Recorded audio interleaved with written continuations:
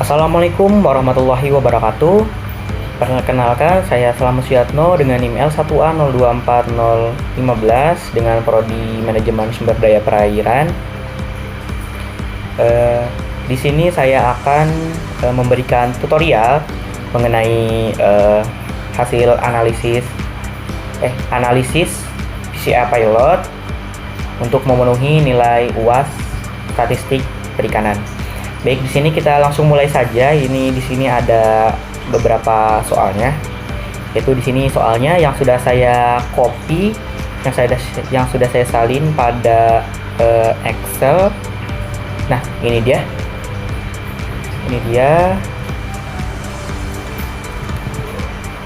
Bentar.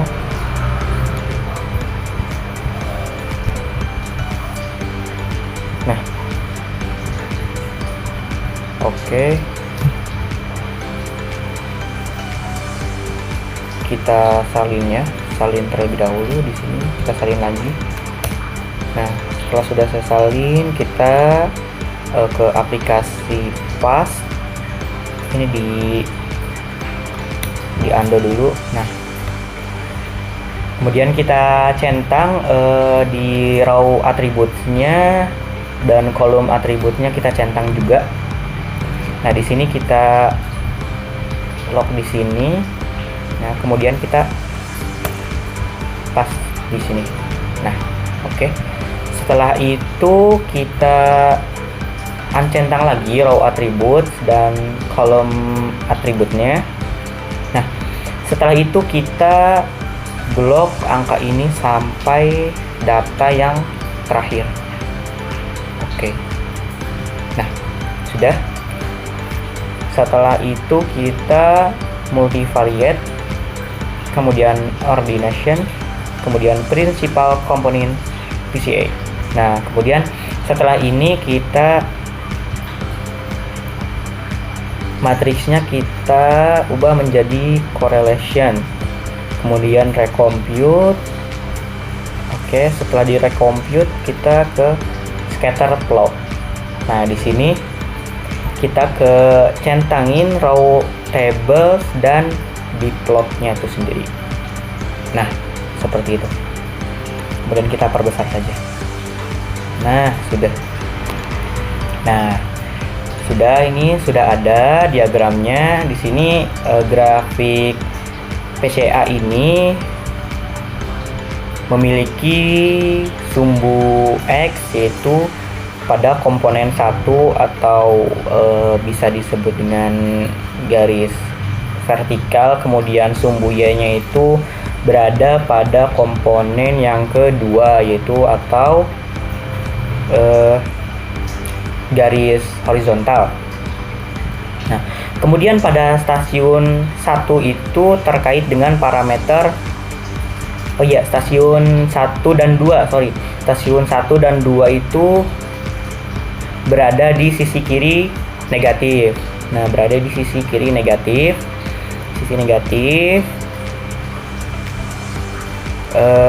Terkait erat dengan parameter plankton dan juga suhu. Oke. Kemudian pada stasiun 3 juga ini berada pada bagian atas, di bagian positif. Kemudian dari komponen 2 terkait dengan parameter pH dan mungkin kualitas air tertentu. Kemudian di stasiun 4 itu sendiri stasiun 4 dan 6 itu sendiri berada di sisi kanan dari sisi komponen positif, terkait erat dengan larva ikan TKG4, DO, nitrat dan kecerahan nih. Nah, ini. Kemudian untuk stasiun 5 itu berada di area bawah atau berada di sisi yang negatif, yaitu terkait erat dengan kualitas air seperti POM, amonia, nitrit, fosfat, kekeruhan, dan arus. Kemudian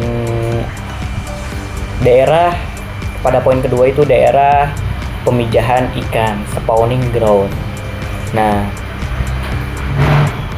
daerah pemijahan itu ada ciri-cirinya, yaitu diciri-cirikan oleh ikan dengan tingkat kematangan gonad yang tinggi atau TKG 4.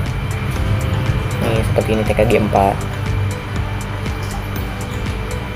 Dan berdasarkan dan keberadaan larva ikan yang tinggi.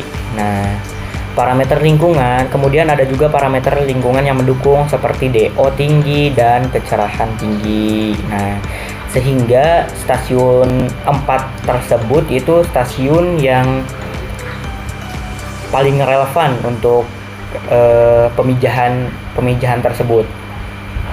Nah, kenapa sih stasiun 4? Ya, hal tersebut yang sudah saya jelaskan, yaitu berada sangat dekat dengan vektor ikan TKG dan larva ikan.